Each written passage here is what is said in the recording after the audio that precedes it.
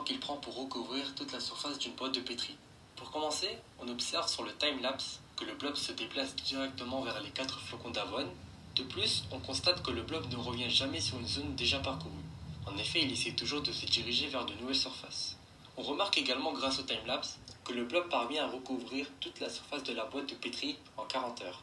Ensuite, sur l'image ci-contre, on observe que le blob, représenté par une zone violette, recouvre 23,8 cm² d'une boîte de pétri ayant un diamètre de 9 cm, ce qui correspond à environ 37% de la boîte de pétri.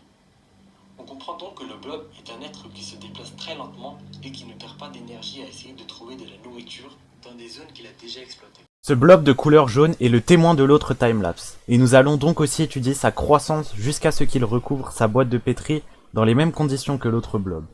Par ce timelapse, on peut voir que le blob se déplace vers les 4 flocons d'avoine, et on peut aussi remarquer que le blob ne revient jamais sur un même endroit.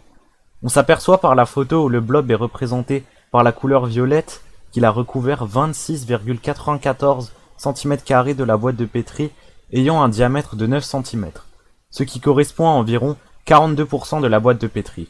On sait que dans ce timelapse, le blob a mis 35 heures à recouvrir toute la boîte de pétri. On comprend que le blob n'a qu'un seul but, trouver de la nourriture, et que dans ce timelapse, il a été plus rapide. Par ces deux timelapses et ces deux photos, on comprend que le blob a une direction qui est caractérisée par l'endroit où il y a de la nourriture et les endroits qu'il a déjà visités. En revanche, sa vitesse varie et n'est pas toujours la même, mais est entre 35 et 40 heures pour couvrir une boîte de pétri ayant un diamètre de 9 cm quand le blob est nourri avec 4 flocons d'avoine disposés ainsi.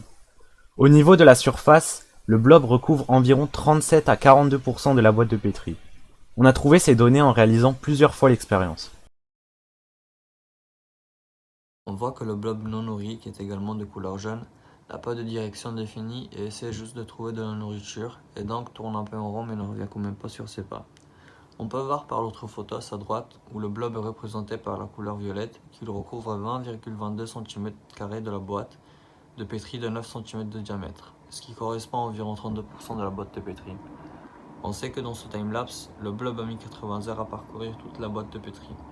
On comprend que le blob est perdu quand il n'y a pas de nourriture et essaie de trouver un moyen pour pallier à ce manque de nourriture.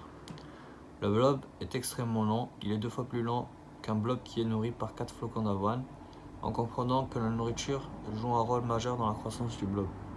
En effet, après une semaine, vous allez voir que votre blob couvre entièrement la boîte de pétri. D'après Audrey Duchutour, un blob met une semaine à couvrir une boîte de pétri, soit 168 heures, ce qui ne correspond pas à 35 à 40 heures ou 80 heures. Cette différence de mesure peut venir de plusieurs facteurs. Tout d'abord une erreur de mesure, des attentes différentes comme sur à partir de quel moment une boîte de pétri a été totalement recouverte, comme l'on voit la différence entre sa boîte de pétri et la nôtre. Donc pour obtenir nos résultats, il faut que tous les paramètres soient respectés. Mais une chose qui est équivalente est la direction du blob vers les flocons d'avoine. Pour ce qui est de la surface, un blob recouvre entièrement la boîte de pétri comme il explore toutes les surfaces qu'il ne connaît pas.